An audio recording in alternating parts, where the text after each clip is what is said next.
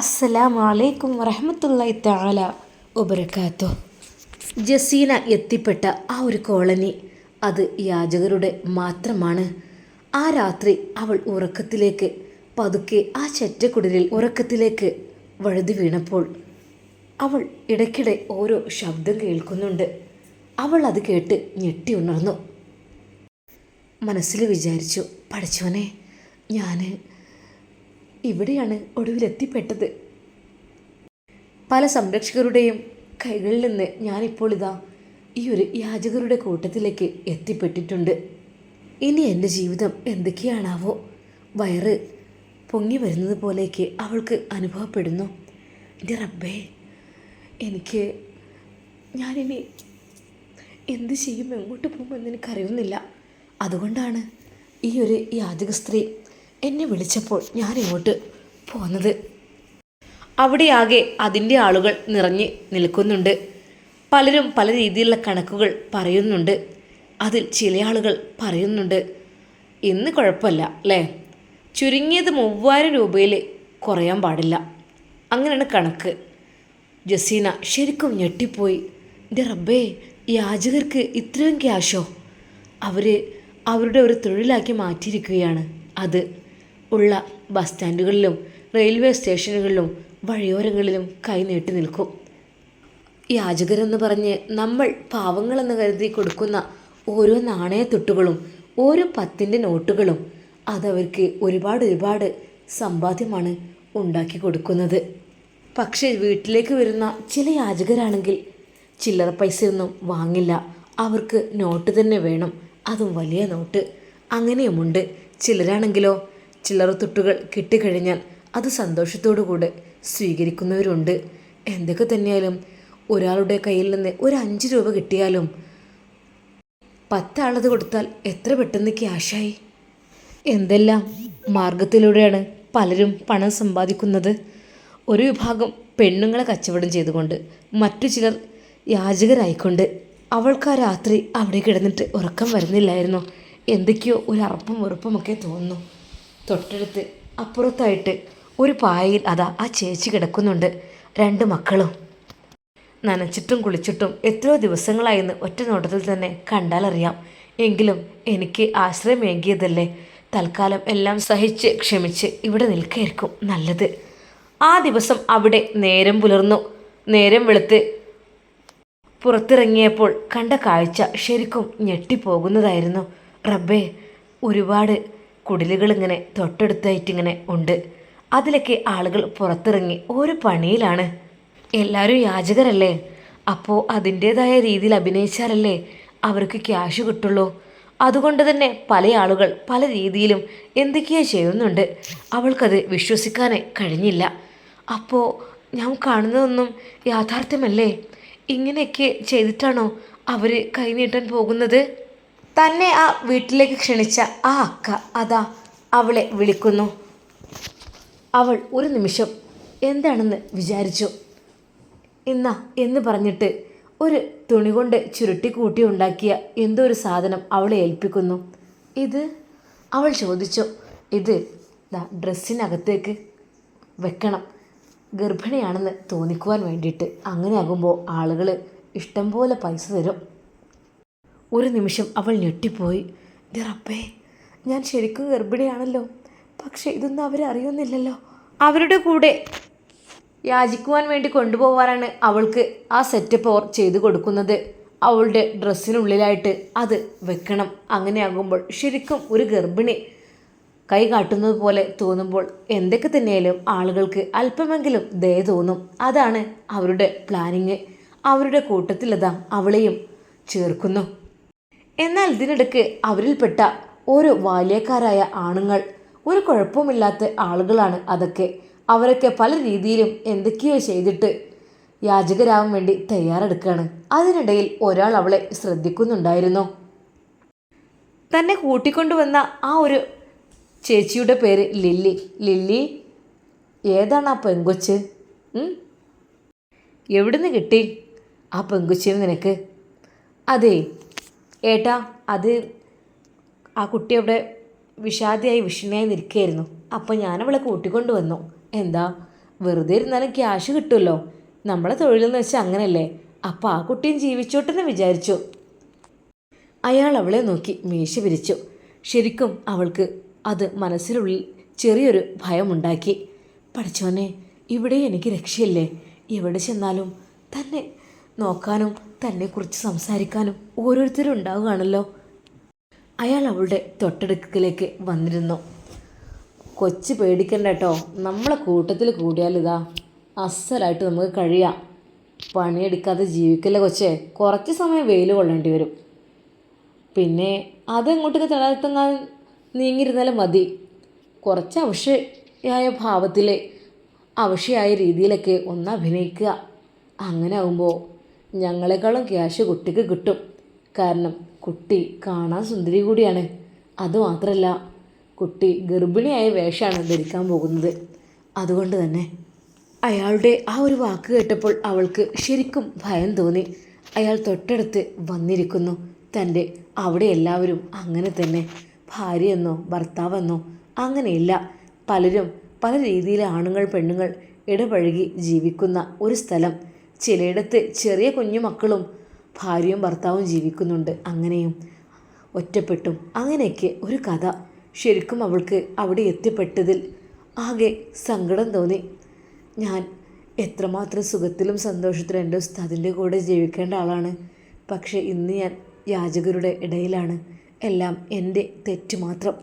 അവൾ എപ്പോഴും തൻ്റെ ഉമ്മയെയും ഉപ്പയെയും കുറിച്ച് ഓർത്തു.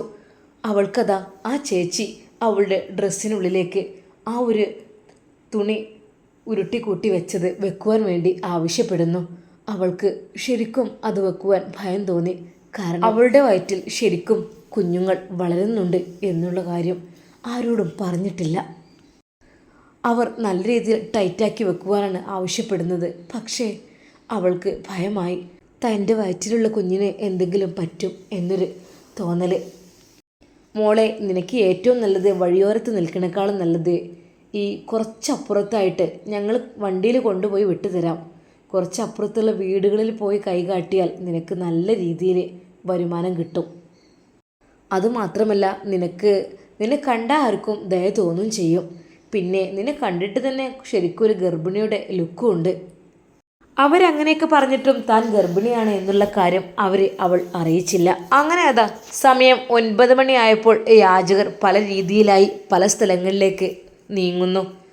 ജസീനയെ അവർ ഒരു ജീപ്പിൽ കയറ്റി ഒരു ഭാഗത്തേക്ക് കൊണ്ടുപോകുന്നു. അതിൽ ഒരുപാട് ആളുകളും ഉണ്ടായിരുന്നു. അവൾക്ക് ഭയം തോന്നി. പഠിച്ചോനെ, ഞാൻ എങ്ങോട്ട്, എവിടേക്ക്, എനിക്കൊന്നും അറിയുന്നില്ല. മോളെ, രക്ഷപ്പെടാൻ ഇതൊക്കെ തന്നെ നടക്കുള്ളൂ. അല്ലാതെ ഒരാൾ ആശ്രയിച്ച് കഴിയൽ മാത്രമല്ല. നമുക്ക് രക്ഷപ്പെടണമെന്നുണ്ടെങ്കിൽ നമ്മൾ ജീവിക്കാൻ പഠിക്കണം. നമ്മൾ ഹാർഡ് വർക്ക് ചെയ്യണം. അതിപ്പോൾ ഏതൊരു തൊഴിലാണെങ്കിലും ഈ യാചകരെന്ന് പറഞ്ഞാൽ അതൊരു തൊഴിൽ തന്നെയാണ്. അത് നമ്മൾക്കൊക്കെ ഉള്ള തൊഴിലാണ്. അതുകൊണ്ട് നമ്മൾ നല്ല രീതിയിൽ അത് പറഞ്ഞ് പ്രതിഫലിപ്പിക്കണം എന്നുള്ളതാണ്. ജീവിതം നഷ്ടപ്പെട്ട ജസീന അവളുടെ ജീവിതം പല രീതിയിൽ മാറി മറിഞ്ഞുകൊണ്ടിരിക്കുകയാണ്. പലപ്പോഴും തോന്നിയിട്ടുണ്ട് ഉമ്മയുടെയും ഉപ്പയുടെയും അടുക്കലേക്ക് പോയി പൊട്ടിക്കരഞ്ഞ് മാപ്പ് പറഞ്ഞാലോ. പക്ഷേ എൻ്റെ ഗർഭമില്ലായിരുന്നെങ്കിൽ ഒരുപക്ഷെ എനിക്ക് പോകാമായിരുന്നു. ഈ ഒരവസ്ഥയിൽ ഞാൻ എങ്ങനെ പോകും? അപ്പോഴും അവളതോർത്തു. അവൾ ആ തെരുവിലൂടെ നടന്നു. കയ്യിൽ ഒരു ബാഗും പിടിച്ചുകൊണ്ട് ഒരു പെണ്ണ് അതാ നടന്നു പോവുകയാണ്. പക്ഷെ അവളുടെ മുഖത്തൊക്കെ അവരെന്തൊക്കെയോ തേച്ച് മാറ്റങ്ങൾ വരുത്തിയിട്ടുണ്ട്. ഈ ഒരു രീതിയിൽ പോകാൻ പാടില്ല. നമ്മൾ തിരിച്ചറിയാൻ പാടില്ല ഒരിക്കലും ഒരാളും. അപ്പോൾ നീ മുസ്ലിം വീടുകളിൽ അവിടെയൊക്കെ പോയിട്ട് യാചിക്കണം, കൈ നീട്ടണം. അങ്ങനെയാവുമ്പോൾ നിനക്ക് ഇഷ്ടം പോലെ കിട്ടും. അവൾക്ക് ഭയം തോന്നി ആ ഒരു ഡ്രസ്സിൽ പോകാൻ. അവൾ പറഞ്ഞു, ഞാൻ എൻ്റെ പർദ്ദ ധരിച്ചുകൊണ്ട് പോയിക്കോളാം, അതായിരിക്കും സേഫ്റ്റി. അങ്ങനെ അവളുടെ ഇഷ്ടപ്രകാരം അവളെടുതാ അതിൻ്റെ മേലെ പർദ്ദ ധരിച്ചപ്പോൾ ശരിക്കും ഒരു പൂർണ്ണ ഗർഭിണി ആയതുപോലെ അതാ ജസീനക്ക് തോന്നുകയാണ്. അവൾ ഹിജാബ് ധരിച്ചുകൊണ്ട് ആ ഒരു കയ്യിൽ ബാഗും പിടിച്ചുകൊണ്ട് ഓരോ വീടിൻ്റെ അടുക്കിലേക്ക് അവൾ പോകുന്നു. അവിടെ പോയി ബെല്ലടിക്കും, കൈ നീട്ടും. പലരും പറയും, ഇവിടെ ഒന്നുമില്ല, പൊയ്ക്കോളി. ഇപ്പോഴത്തെ ആൾക്കാരെ വിശ്വസിക്കാൻ പറ്റില്ല. ഇങ്ങനെ ബുർക്കിയും ഹിജാബൊക്കെ ഇട്ടാൽ ഇറങ്ങണതേ കള്ളന്മാർ. എങ്ങനെ വിശ്വസിക്കും? ഇവിടെ ആരുമില്ല, പൊയ്ക്കോളി പൊയ്ക്കോളി. പലരും ആട്ടി അവളെ. പലരും ചെറിയ രീതിയിലുള്ള നാണയത്തുട്ടുകൾ നൽകി. ഇതുമായി അങ്ങോട്ട് ചെന്നാൽ വേണ്ട, എന്തൊക്കെ തന്നെയാലും ചുരുങ്ങിയത് 3000 രൂപ ഉണ്ടാക്കണം എന്നാണ് അവർ പറയുന്നത്. അത് കിട്ടും എന്നുള്ള കാര്യം ഉറപ്പുമാണ്. ഇനിയൊരു പക്ഷേ എനിക്ക് അത് കിട്ടിയില്ലെങ്കിൽ അവളാകെ ടെൻഷൻ ആവുകയാണ്. ഓരോ വീടുകളിലും അവൾ കയറിയിറങ്ങി. ചിലരൊക്കെ 10ൻ്റെയും 20ൻ്റെയും നോട്ടുകൾ തന്നു തുടങ്ങി. ഒരു വീട്ടിൽ നിന്ന് പാവം ഗർഭിണിയായ പെണ്ണാണ് എന്ന് പറഞ്ഞ് അതാ 50 രൂപ കൊടുക്കുന്നു. പാവം ജസീനയുടെ പ്രിയപ്പെട്ട ഉമ്മയും ഉപ്പയും ഇതൊരിക്കലും അറിയുന്നില്ല. കാരണം ആ മക്കളെ നല്ല രീതിയിൽ പോറ്റി വളർത്തിയതാണ്.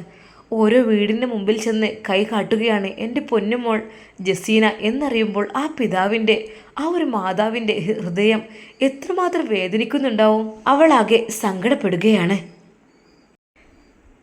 കൂടുതലായിട്ട് 50 രൂപയുടെ നോട്ടുകൾ കിട്ടിത്തുടങ്ങി. അവളാകെ അവശയായി. ഇല്ല, ഇനി എനിക്ക് ഒരിടി നടക്കാൻ കഴിയുന്നില്ല. അവൾ അവിടെ ഒന്ന് കിടക്കണമെന്ന് തോന്നി. വയറിനുള്ളിൽ നിന്ന് എന്തൊക്കെയോ ഒരു പൊറുതികേട് ഉണ്ടാവുന്നു. എന്താണ് സംഭവിക്കുന്നതെന്ന് അവൾക്ക് മനസ്സിലാകുന്നില്ല. പതുക്കെ അവൾ നടക്കുവാൻ വേണ്ടി ശ്രമിക്കുന്നു. ഇല്ല, ഒരിടി നടക്കുവാൻ കഴിയുന്നില്ല. കാലാകെ കുഴയുന്നു.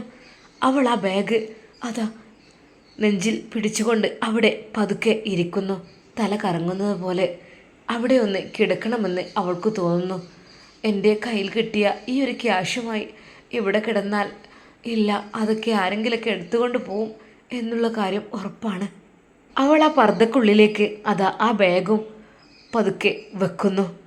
ആ ചേച്ചി വെച്ചിരുന്ന ആ ഒരു തുണിയുടെ ആ ഒരു കെട്ട് അവൾ അതിൻ്റെ ഉള്ളിൽ നിന്ന് വലിച്ചിട്ടു. പകരമായി ആ ഒരു ബാഗ് അവിടെ വെച്ചു. അവളത് തലക്ക് വെച്ചുകൊണ്ട് അതാ പതുക്കെ മയങ്ങുന്നു. വഴിയരികിൽ ഒരു പെണ്ണ് ദാ കിടക്കുന്നു. അത് കണ്ട് ശരിക്കും എല്ലാവരും അത്ഭുതപ്പെടുന്നു. അത് അവിടെയൊക്കെ നടക്കുന്ന ആ യാചകി പെണ്ണാണ്. അവരെന്തൊക്കെ വെച്ചിരിക്കണം ആർക്കറിയാം. വിശ്വസിക്കാൻ പറ്റില്ല. ഒറ്റൊന്നിനെ എന്തൊക്കെയോ മയക്കുമരുന്ന് ഇതൊക്കെ ആയിട്ടാണ് വരുന്നത്. ഒറ്റ പെണ്ണുങ്ങളെ വിശ്വസിക്കാൻ പറ്റൂല. ആദ്യം വീട് കണ്ടെക്കാൻ വരികയാണ്. വീട് കണ്ടെത്തിയിട്ട് ആണ് ഈ ഒരു പരിപാടിയൊക്കെ അവർ നടത്തുന്നത്. വീടെങ്ങനെ, വീട്ടിൽ ആരൊക്കെയുണ്ട്, അങ്ങനെയൊക്കെ ചോദിക്കും. ഒറ്റൊരെണ്ണത്തിനെ വിശ്വസിക്കാൻ പറ്റൂല. ആട്ടി വിടണം, ആരെയും കയറ്റാൻ പാടില്ല. ആളുകൾ അങ്ങനെ നിർദ്ദേശിച്ചു കൊണ്ടിരുന്നു. ഒരു പാതി മയക്കത്തിലെന്ന പോലെ അവൾ അതെല്ലാം കേട്ടുകൊണ്ട് കിടക്കുകയാണ്. ഒരടി എണീറ്റ് നടക്കാൻ പോലും കഴിയില്ല. ഞാനാകെ അവശയായിട്ടുണ്ട്. പലരും അവളെ ശ്രദ്ധിക്കാതെ അങ്ങനെ അങ്ങ് പോയി. അവൾ അവിടെ പതുക്കെ എണീറ്റ് ഇരിക്കണമെന്ന് തോന്നി. പക്ഷേ കഴിയുന്നില്ല. കൈകാലുകൾ കുഴയുന്നു. ഇനി ഒരടി നടക്കാൻ വയ്യ. അവൾക്ക് ആകെയുള്ള ഭയം മറ്റൊന്നും ആയിരുന്നില്ല. രാജേഷ് എങ്ങാനും ഇതുവഴി വന്നാൽ തന്നെ എടുത്തുകൊണ്ട് പോകുമോ എന്നുള്ള ചിന്തയായിരുന്നു. എന്നാൽ അതുവഴി വന്ന ഒരു സ്ത്രീ അവളെ കാണുവാൻ ഇടവരികയാണ്. എന്തപ്പോൾ ഈ പെണ്ണിവിടെ വഴിയിൽ കിടക്കുന്നത് എന്ന് ആലോചിച്ചു. മോളെ, ഇതാരാണ്? നീ എവിടുന്നാണ്? അത് ഓരോന്ന് ചോദിച്ചു കൊണ്ടിരുന്നു. അവളുടെ മുഖത്തേക്കല്പം വെള്ളം കുടഞ്ഞപ്പോൾ അവൾ കണ്ണു തുറന്നു. കുട്ടി എവിടുന്ന വരുന്നത്? ഞാൻ കുറച്ച് ദൂരെന്നാ. എന്താ ഇവിടെ കിടക്കുന്നത്? തല കറങ്ങി. അപ്പോൾ എൻ്റെ കൂടെ പോരുന്നോ? ഇല്ല. കുട്ടി, ഈ നടുവഴിയിൽ ഇങ്ങനെ കിടക്കാൻ പാടില്ല. ആണുങ്ങളൊക്കെ രാത്രി ഇറങ്ങുന്ന സ്ഥലമാണ്. ഇവിടെയൊക്കെ ഇറങ്ങിക്കഴിഞ്ഞാലേ നമുക്ക് നമ്മളെ ബാക്കി കിട്ടൂല. നമ്മൾ സ്ത്രീകളുടെ ശരീരം നമ്മൾ നോക്കണം. അല്ലാതെ ഇവിടെ അവിടെയും ഇവിടെയൊക്കെ കിടന്നാൽ എന്താ സ്ഥിതി? എണീക്ക്, വെള്ളം എന്തെങ്കിലും വേണേ വാങ്ങിത്തരാം, വാ. സാരി എടുത്തുകൊണ്ട് ഒരു സ്ത്രീയായിരുന്നു അത്. ഏകദേശം ഒരു 10-40 വയസ്സോളം പ്രായം തോന്നിക്കും. ആ സ്ത്രീയുടെ കൂടെ അവൾ നടക്കുവാൻ വേണ്ടി ശ്രമിക്കുന്നു. പക്ഷെ കഴിയുന്നില്ല.